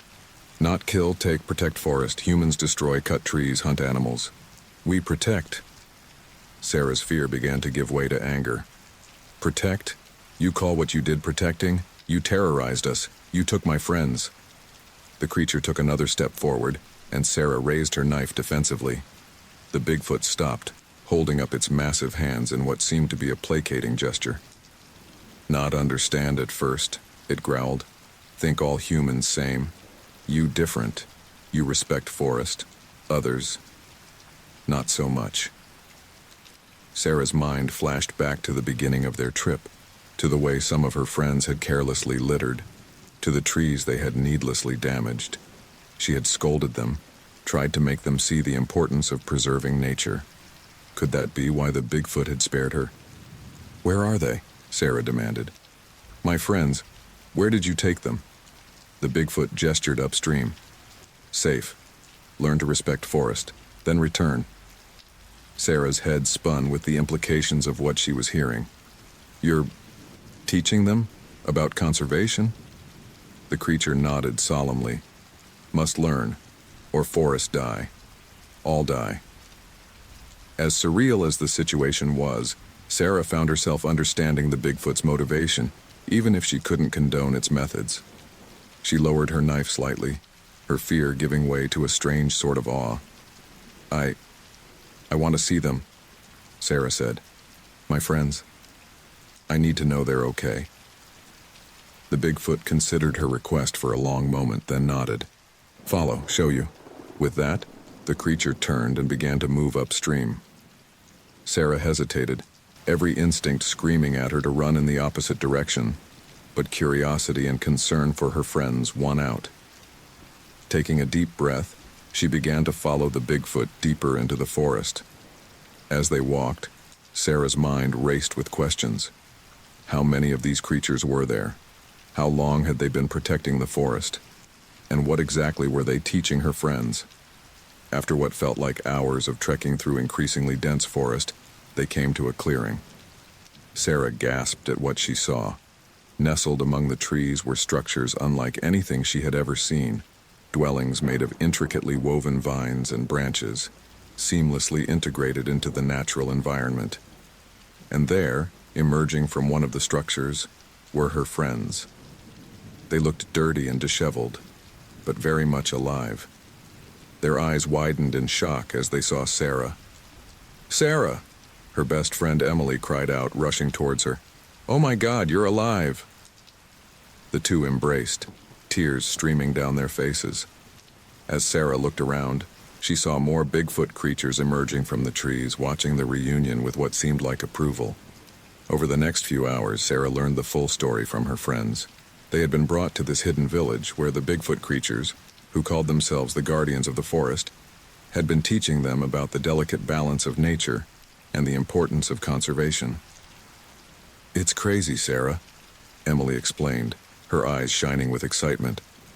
"There's so much more than we ever imagined. They've been protecting this forest for centuries, passing down knowledge from generation to generation, and now they're trying to teach us, to make us understand before it's too late." Sarah listened in amazement as her friends recounted all they had learned: sustainable foraging techniques, the intricate relationships between different species in the ecosystem, even methods of communication with the forest itself that bordered on the mystical. As night fell, the guardians built a fire in the center of the clearing. Sarah found herself sitting beside the Bigfoot who had brought her there, watching the flames dance. "Why me?" she asked softly. "Why did you choose to reveal all this to us?" The guardian turned its ancient, wise eyes upon her. "Humans at crossroads must learn to live in harmony with nature, or all will be lost. You have potential. Can teach others." Sarah pondered these words, feeling the weight of responsibility settling upon her shoulders. She thought of the world beyond this forest, of the environmental destruction happening on a global scale. Could what they had learned here make a difference? As if reading her thoughts, the guardian spoke again. "Small actions, big changes. Spread knowledge. Teach respect for nature. Hope for future." Sarah nodded, a sense of purpose filling her. She knew that when they left this forest, nothing would ever be the same. They had been given a gift, a chance to bridge the gap between humanity and nature, to work towards a more sustainable future. The next morning, as the first light of dawn filtered through the canopy, Sarah and her friends prepared to leave the hidden village. The guardians had agreed to guide them safely out of the forest, but not before extracting a promise that they would share what they had learned, that they would work to protect not just this forest, but all of nature. As they began their journey back to civilization, Sarah cast one last look at the magical place they were leaving behind. She knew that most people would never believe their story, would dismiss it as some sort of shared delusion or hoax. But she also knew the truth, and the responsibility that came with it. Their time in the forest had started as a nightmare, but had transformed into something profound. A wake-up call, a chance for redemption, a glimmer of hope for the future of both humanity and the natural world. As they emerged from the tree line, blinking in the bright sunlight of the parking lot, Sarah saw a group of hikers staring at them in shock. She realized how they must look, dirty, disheveled, emerging from the woods after being missing for over a week. One of the hikers, an older man with a kind face, stepped forward cautiously. Are you folks all right? Do you need help?" Sarah exchanged glances with her friends, a silent understanding passing between them. They had discussed how to handle this moment, knowing that the full truth would be too unbelievable. "We're okay," Sarah said, her voice hoarse but steady. "We got lost, had some close calls, but we're all right now." The hikers rushed to offer them water and snacks, pulling out phones to call for assistance. As the flurry of activity swirled around them, Sarah felt a hand on her shoulder. She turned to see Emily, her eyes filled with determination. "We're really going to do this, aren't we?" Emily asked softly. "Try to change things?" Sarah nodded, her gaze drifting back to the forest they had just left. For a moment, she thought she saw a flicker of movement among the trees, a reminder of the incredible secret they now carried. "We have to," Sarah replied. "For them, for us, for everyone. It won't be easy, but it's necessary." As the sound of approaching sirens filled the air, Sarah took a deep breath. Their ordeal in the forest was over, but a new journey was just beginning. They had been given a second chance, a mission, and a connection to something greater than themselves. The world was waiting, and they had a story to tell. Not the full truth, perhaps, but a version of it that could inspire change, spark curiosity, and remind people of the magic and importance of the natural world. As paramedics and park rangers swarmed around them, asking questions and checking for injuries, Sarah closed her eyes for a moment, sending a silent promise back into the forest. They would not forget. They would not fail. The lessons of the guardians would live on, passed from person to person, a quiet revolution of respect and understanding for the world around us. The nightmare had ended, but the dream, the vision of a world where humans and nature could coexist in harmony, was just beginning.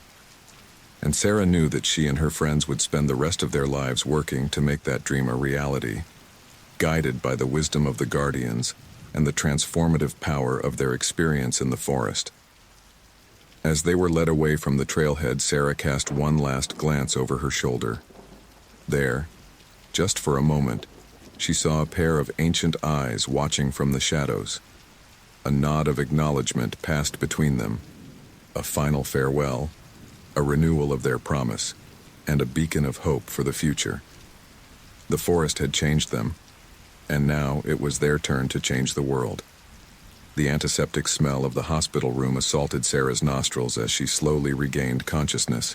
The steady beeping of medical equipment and the muffled voices of nurses in the hallway gradually filtered into her awareness. For a brief, blissful moment, she couldn't remember where she was or why she was there. Then, like a tidal wave crashing over her, the memories came flooding back. The camping trip, the terrifying chase through the forest, the BigFoot, and the unbelievable encounter that followed. Sarah's eyes snapped open, and she found herself staring at a plain white ceiling. She tried to sit up but winced as pain shot through her body. Every muscle ached, a testament to the ordeal she had endured. "Easy there," a gentle voice said. Sarah turned her head to see a nurse adjusting her IV drip. "You've been through quite an ordeal. Try not to move too much." "Where am I?" Sarah croaked, her throat dry and scratchy. "You're at Pinewood General Hospital," the nurse replied, offering her a cup of water. "You were brought in yesterday afternoon. You and your friends were found at the edge of Blackwood Forest. Do you remember what happened?" Sarah took a sip of water, the cool liquid soothing her parched throat. Did she remember? The question seemed almost laughable. How could she ever forget? Yes, I remember, she said cautiously, unsure of how much to reveal. We were camping and then things went wrong. The nurse nodded sympathetically. The doctors will want to talk to you about it when you're feeling up to it, and there are some police officers who'd like to ask you a few questions as well. But don't worry about that now. Just rest. As the nurse left the room, Sarah closed her eyes, trying to collect her thoughts. How was she going to explain what had happened? Who would believe her incredible story? Hours passed, marked only by the rhythmic beeping of machines and the occasional visit from medical staff. Sarah drifted in and out of sleep, her dreams filled with dark forests and looming shadows. It was late afternoon when a knock on the door roused her from a fitful slumber. 2 men in police uniforms entered the room, their faces a mixture of professionalism and barely concealed skepticism. "Miss Sarah Thompson?" the older of the two asked. When Sarah nodded, he continued, "I'm Officer Brennan, and this is my partner, Officer Chen. We'd like to ask you a few questions about what happened in Blackwood Forest, if you're feeling up to it." Sarah took a deep breath, steeling herself for the conversation ahead. "Of course," she said, her voice stronger than she felt. Officer Brennan pulled up a chair beside her bed, while Officer Chen remained standing, notepad in hand. "Can you tell us what happened during your camping trip?" Brennan asked. Sarah closed her eyes for a moment, organizing her thoughts. When she opened them, she began to speak, her voice trembling slightly. "We were supposed to be on a week-long camping trip," she started. "Me, Eric, Emily, and the others. Everything was fine at first, but then we started hearing strange noises at night, things moving around the campsite." The officers exchanged a glance, and Sarah felt a flicker of irritation. She knew how it sounded, but she pressed on. "One night, Eric went to investigate and he didn't come back. We searched for him, but there was no trace. That's when things really started to go wrong." Sarah recounted the terror-filled days that followed, the feeling of being watched, the glimpses of something large moving through the trees, the disappearances of her other friends one by one. "And then I saw it," she said, her voice dropping to almost a whisper. "The BigFoot." Officer Chen's pen paused on his notepad and Officer Brennan's eyebrows rose slightly. "The BigFoot?" he repeated, his tone carefully neutral. Sarah nodded emphatically. "I know how it sounds, but I swear it's true. It was huge, covered in dark fur. It chased me through the forest." She hesitated, wondering if she should tell them about the Guardians, about the hidden village, and the incredible things she had learned. But the looks on their faces told her it would be futile. They already didn't believe her. "Miss Thompson," Officer Brennan said gently, "I understand you've been through a traumatic experience. Sometimes, when we're under extreme stress, our minds can play tricks on us." "It wasn't a trick," Sarah interrupted, her voice rising. "I know what I saw. It was real." Officer Chen stepped forward, his voice calm and placating. "We're not saying you're lying, Miss Thompson, but you have to understand how this sounds. Bigfoot sightings are, well, they're not exactly credible." Sarah felt tears of frustration welling up in her eyes. "What about my friends? What about Eric? He's still out there."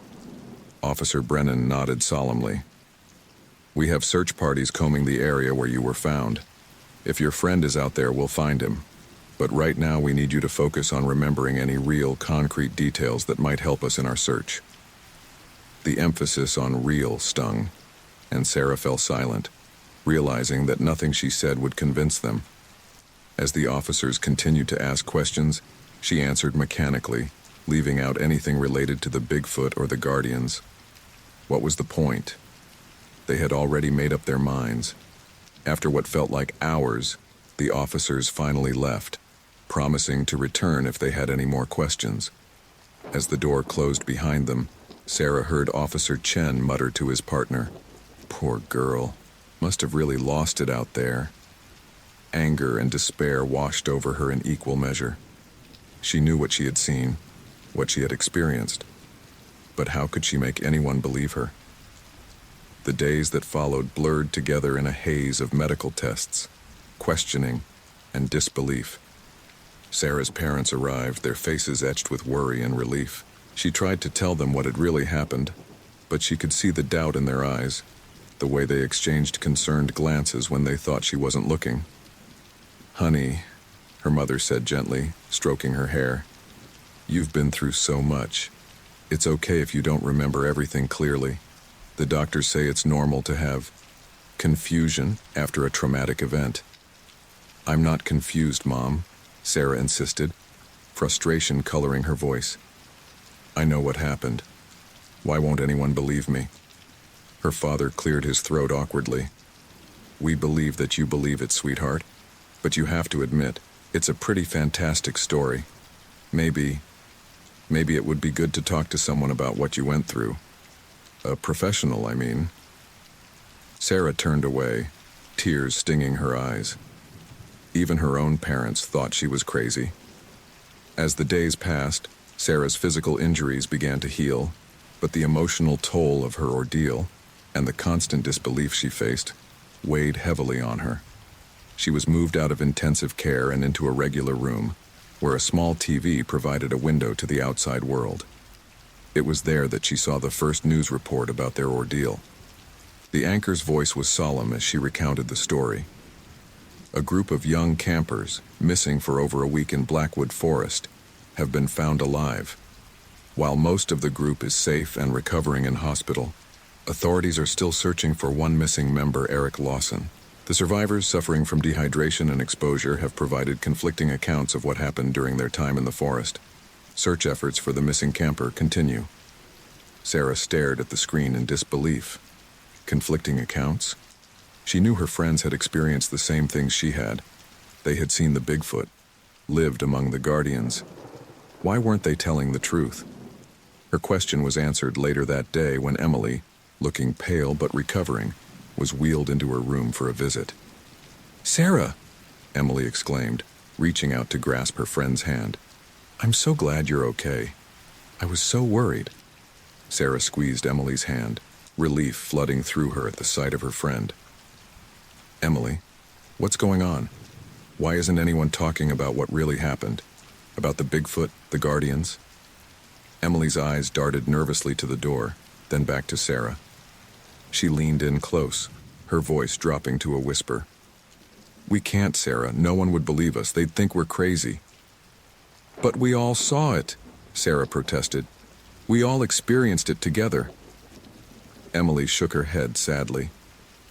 "I tried to tell them at first, but you should have seen the looks they gave me. My parents, they were talking about having me committed, Sarah.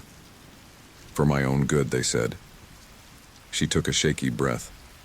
"So I told them I must have been confused, that the stress and dehydration made me hallucinate. It was easier that way." Sarah felt as if the floor had dropped out from under her. "So what? We're just supposed to pretend it never happened? Forget everything we learned, everything we promised?" "Of course not," Emily said quickly. "We'll never forget. But maybe we need to be smart about how we handle this. We can still make a difference, still honor what we learned, without talking about Bigfoot and magical forest guardians." As much as it pained her, Sarah could see the logic in Emily's words. But the thought of denying her experience, of letting people believe she was delusional or lying, made her feel physically ill. The next few days were a blur of medical tests, psychological evaluations, and frustrating interviews. Sarah watched as one by one her friends were discharged, each of them sticking to a sanitized version of events that made no mention of their incredible encounters. The story began to take shape in the media. A group of inexperienced campers gets lost in the woods, succumbing to panic and the harsh elements. Their minds, addled by fear and dehydration, created shared delusions to cope with the trauma. It was a neat, tidy explanation that everyone seemed eager to accept. Everyone except Sarah. She clung to the truth, even as the doubt and disbelief of others threatened to drown her.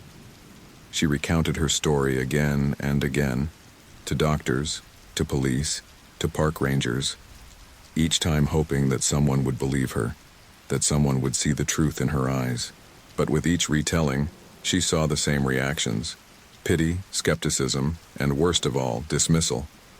She was the poor girl who went crazy in the woods, a cautionary tale about the dangers of the wilderness and the fragility of the human mind.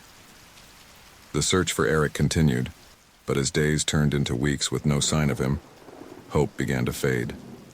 Sarah knew he was out there, knew that the guardians must be protecting him, teaching him as they had taught the others. But how could she explain that to the search teams who came back empty-handed, to Eric's distraught parents, who looked at her with a mixture of desperation and distrust? As Sarah's discharge date approached, she felt a growing sense of dread. How was she supposed to go back to her normal life knowing what she knew? How could she walk down crowded city streets, sit in classrooms, or go about her daily routine when she had glimpsed a world so much larger and more mysterious than she had ever imagined? The night before she was set to leave the hospital, Sarah lay awake in her bed, staring at the ceiling. The weight of her knowledge, the burden of her unbelievable experience, pressed down on her like a physical force. A soft knock on the door roused her from her thoughts. A nurse, not one she recognized from the day shift, entered the room. "I'm sorry to disturb you," the nurse said quietly, "but there's someone here to see you." Sarah frowned, glancing at the clock. It was well past visiting hours. "Who is it?" The nurse hesitated, an odd expression crossing her face. He says he's a friend, that you'll want to talk to him." Curiosity piqued, Sarah nodded, and the nurse stepped aside to let the visitor in. Sarah's breath caught in her throat as a tall, broad-shouldered man entered the room. He was dressed in ordinary clothes, jeans, a flannel shirt, work boots, but there was something about the way he moved, something in his eyes that seemed ancient. As the door closed behind him, leaving them alone, the man spoke in a low, rumbling voice that sent shivers down Sarah's spine. "Hello, Sarah. I think it's time we talked." Sarah's heart raced as she stared at the man before her. There was something familiar about him, something in the depths of his eyes that spoke of ancient forests and hidden wisdom. Who are you?" she managed to ask, her voice barely above a whisper. The man moved closer to her bed, his movements fluid and silent despite his size. "I am known by many names," he said, his voice a low rumble that seemed to resonate in Sarah's very bones. "But you might know me best as one of the guardians." Sarah's eyes widened in shock and disbelief. "But how? You look human." A small smile played at the corners of the man's mouth. "We have many forms, Sarah. The one you saw in the forest is but one of them. When we need to walk among humans, we can take on a form that doesn't draw unwanted attention." Sarah's mind reeled with this new information. She had so many questions, so many things she wanted to say, but one thought pushed its way to the forefront. "Why are you here?" she asked. "Why now?" The guardian's expression grew serious. "Because you're suffering, Sarah. Because you're carrying a burden that no one seems willing to believe or share. And because we made a promise to each other, didn't we?" Tears welled up in Sarah's eyes as the full weight of her experiences and the subsequent disbelief she'd faced came crashing down on her. "No one believes me," she choked out. "They all think I'm crazy. Even my friends. They've given up, decided it's easier to pretend it never happened." The guardian nodded solemnly. "The human mind often struggles to accept that which it cannot easily explain. Your friends, they're afraid. Afraid of being outcast, of being labeled as unstable or delusional. It's a natural reaction, if a disappointing one." "But what am I supposed to do?" Sarah asked, desperation creeping into her voice. "How can I just go back to my normal life, pretending I don't know what I know? Pretending I didn't see what I saw?" The guardian moved to sit in the chair beside her bed, his presence both comforting and slightly intimidating. "You don't have to pretend, Sarah. But you do need to be wise about how you proceed." He leaned forward, his gaze intense. "The world isn't ready for the full truth of our existence, of the deeper mysteries of the natural world. Revealing everything you've seen and learned would likely do more harm than good, to yourself and to the very causes you wish to protect. Sarah felt a flicker of frustration. So what? I'm just supposed to keep quiet? Forget about everything? No, the Guardian said firmly. Never forget. But consider this. Does one need to believe in Bigfoot to want to protect the forests? Does one need to know about magical guardians to understand the importance of conservation and respect for nature? Sarah pondered his words, beginning to see where he was leading. You're saying, I can still make a difference, still honor what I learned without talking about the parts that people won't believe? The Guardian nodded, a look of approval in his ancient eyes. Precisely. Your experience has given you knowledge and passion that few possess. Use that. Speak about the beauty of the forests, the importance of preserving natural habitats. Let your actions and your commitment inspire others, even if they never know the full story behind your conviction. As the Guardian spoke, Sarah felt a weight lifting from her shoulders. She had been so focused on making people believe her incredible story that she had lost sight of the larger lessons, the greater purpose that her experience had instilled in her. But what about Eric? She asked suddenly, remembering her missing friend. He's still out there, isn't he? With you? The Guardian's expression softened. Eric is safe and he is learning. Like you, he showed a true connection to the forest, a genuine desire to understand and protect. When the time is right, he will return. But his family, the search parties, we'll find him when he is ready to be found, the Guardian finished. Trust in the process, Sarah. Everything has its time and purpose. Sarah nodded slowly, processing all that she had heard. A thought occurred to her and she looked up at the Guardian curiously. How did you get in here? Past the nurses? The security? A mischievous glint appeared in the Guardian's eye. We have our ways, Sarah. The world is full of those who are open to the deeper truths who help us when needed. That nurse who let me in, she might not know exactly what I am, but she knows enough to trust her instincts when they tell her to bend the rules a bit. The idea that there were others out there, people who might understand or at least be open to the truth, filled Sarah with a renewed sense of hope. Sarah jolted awake, her heart pounding furiously in her chest, a scream dying on her lips.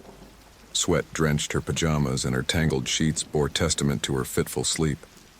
The digital clock on her nightstand glowed an accusatory 3:17 a.m. Another night, another nightmare.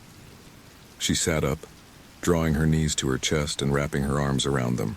The room was dark, save for the faint moonlight filtering through the curtains. In the shadows, every shape seemed to morph into the hulking figure that haunted her dreams. It's not real, Sarah whispered to herself, a mantra she had repeated countless times over the past few months. You're safe. You're home. But even as the words left her lips, she knew they weren't entirely true. Yes, she was physically safe in her bedroom, far from the deep, dark forests where her ordeal had taken place. But the memories, the knowledge she carried, those were very real and they followed her everywhere. Unable to face the prospect of more sleep and the nightmares that inevitably accompanied it, Sarah swung her legs over the side of the bed and padded softly to her desk. She booted up her laptop, the screen's blue glow casting eerie shadows across the room. As had become her nightly ritual, Sarah began to scour the internet for any news, any hint that might validate her experiences. She typed Bigfoot sightings into the search bar, filtering for recent results. The usual assortment of blurry photos, sensationalist tabloid headlines, and skeptical debunking articles filled her screen. One headline caught her eye. Hiker claims Bigfoot encounter in Pacific Northwest. Her heart racing, Sarah clicked on the link, hope rising in her chest. But as she read the article, her shoulders slumped in disappointment. The encounter was nothing more than a distant, shadowy figure that could have been anything from a bear to a trick of the light. The comments section below the article was filled with mockery and derision. Another attention seeker trying to get their 15 minutes of fame. When will people learn Bigfoot isn't real? Grow up. I saw Bigfoot too. He was having tea with the Loch Ness Monster and the Easter Bunny. Sarah closed the tab, a familiar mixture of frustration and despair washing over her. How could people be so dismissive, so sure of themselves when they hadn't seen what she had seen? She opened a new tab and navigated to the forum where she had been sharing her own story, piece by piece. She had been careful not to reveal too much, heeding the Guardian's warning about the world not being ready for the full truth. But even her sanitized version of events had been met with skepticism and outright hostility. Her latest post had garnered several responses overnight. User BigFoot 101. Nice creative writing exercise, but you might want to work on making it more believable. 210 for effort. User Skeptic, Sally. Seriously? Another Bigfoot story? Don't you people have anything better to do with your time? User Forest Fan 22. I want to believe you, but do you have any proof? Photos? Video? Anything? Sarah's fingers hovered over the keyboard as she considered how to respond. She wanted so badly to defend herself, to make these faceless strangers understand the truth of what she had experienced. But what could she say that wouldn't sound completely insane? In the end, she simply closed the laptop, unable to face the barrage of disbelief and mockery. The Guardian had been right. The world wasn't ready for the truth. At least not the whole truth. As the first rays of dawn began to creep through her window, Sarah made a decision. She couldn't keep living like this, trapped between the truth she knew and the disbelief of the world around her. She needed to confront her past, to find some way to move forward. Later that morning, Sarah found herself driving down the winding road that led to Evergreen Cemetery. She had visited Eric's grave only once before, right after the funeral. The pain had been too raw then, the weight of her secret too heavy to bear. As she pulled into the cemetery parking lot, Sarah's hands trembled slightly on the steering wheel. She took a deep breath, steeling herself for what lay ahead. The cemetery was quiet, save for the gentle rustling of leaves in the breeze and the occasional call of a mourning dove. Sarah walked slowly down the paved path, a small bouquet of wildflowers clutched in her hand. Eric's grave was near the back of the cemetery, under the spreading branches of an old oak tree. The headstone was simple, engraved with his name, the dates of his birth and disappearance, and the words, "Beloved son and friend." Sarah stood before the grave, emotions roiling within her. Grief, guilt, anger, and a desperate longing for understanding all warred for dominance. "Hey, Eric," she said softly, kneeling to place the flowers at the base of the headstone. I'm sorry I haven't been here in a while. It's been hard, you know." She paused, gathering her thoughts. "I miss you. We all do. Your parents, our friends. They're still trying to understand what happened. They still hope that someday you'll come back, that there's been some kind of mistake." Tears began to roll down Sarah's cheeks as she continued. "But I know the truth, don't I? I know you're out there somewhere in those forests, learning from the Guardians. At least I think I know. Sometimes I wonder if I'm going crazy. If maybe everyone else is right and it was all just some shared delusion." She reached out, her fingers tracing the letters of Eric's name on the cold stone. "I wish you could tell me, Eric. I wish you could let me know that it was all real, that I'm not losing my mind. I wish..." Her voice broke, and for a long moment, Sarah simply knelt there, letting the tears flow freely.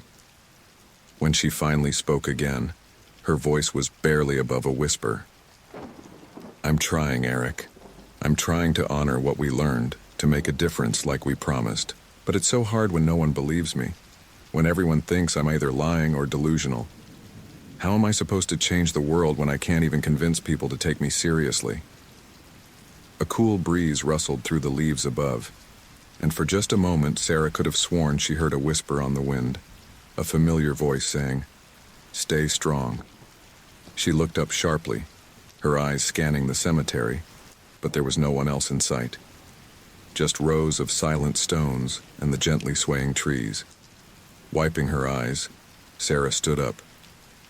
"I won't give up, Eric," she said, a new determination in her voice.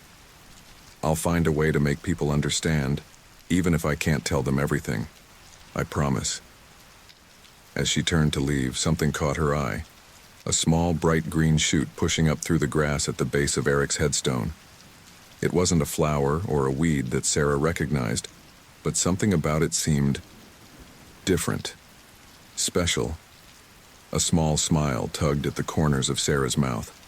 Maybe it was nothing, just a random seedling. Or maybe, just maybe, it was a sign that she wasn't alone in this, that the forest and its guardians were still watching, still guiding her. With a final glance at Eric's grave, Sarah made her way back to her car. As she drove out of the cemetery, her mind was racing with thoughts and plans.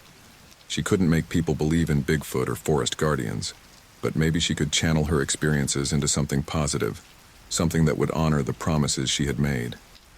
Lost in thought, Sarah almost missed it. A flicker of movement in her rearview mirror, a large dark shape at the edge of the trees lining the cemetery. Her heart leapt into her throat as she slammed on the brakes, the car skidding to a stop on the empty road.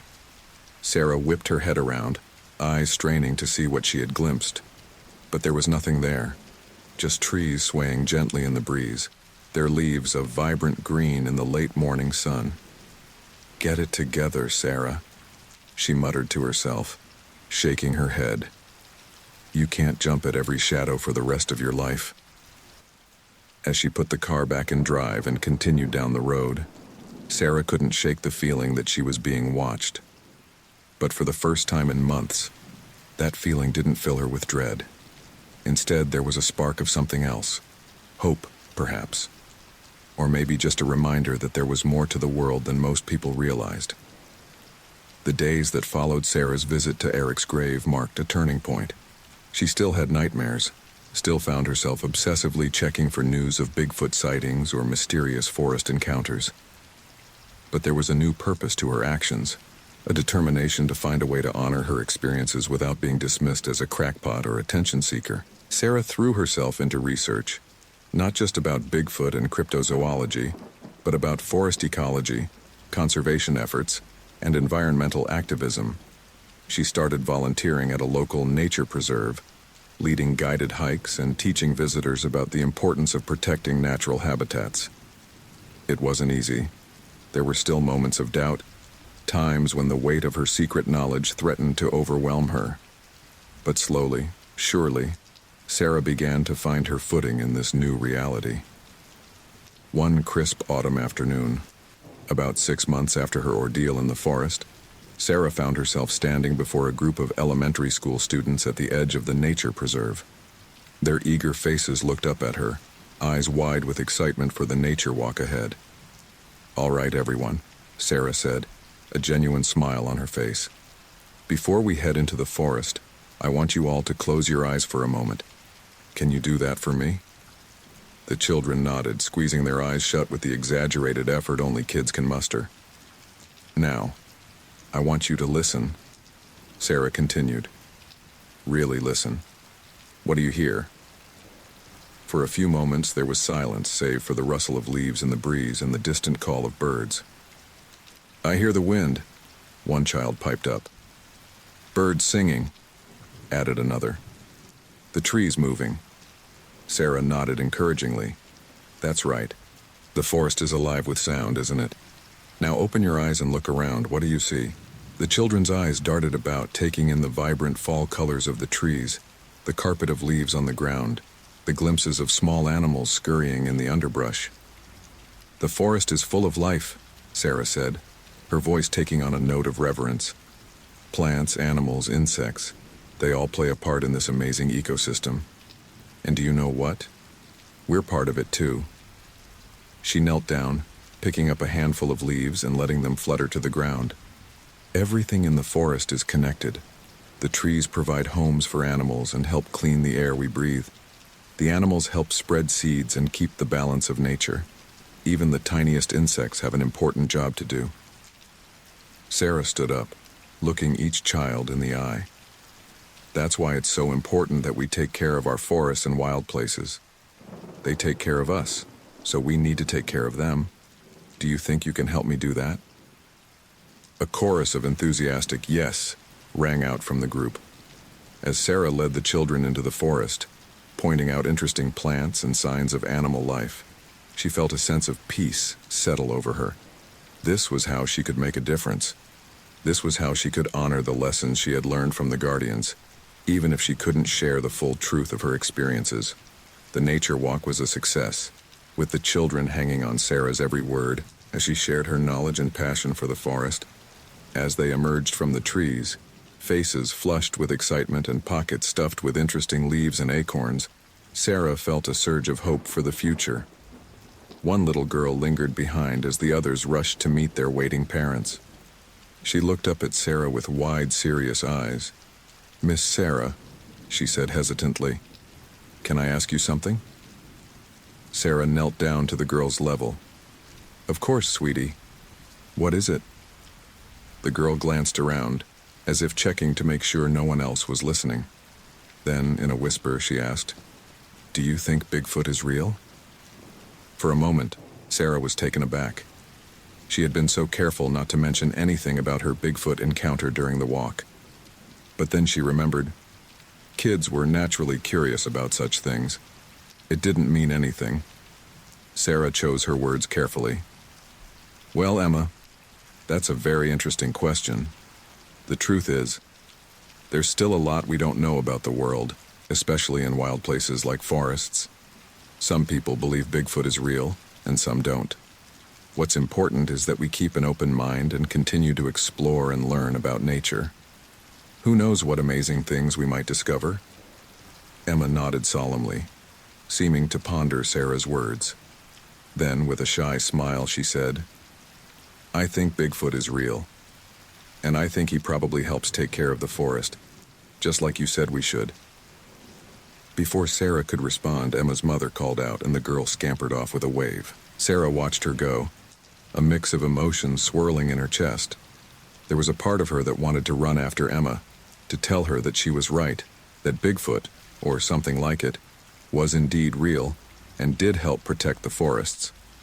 But she held back, remembering the Guardian's warning. The world wasn't ready for the whole truth.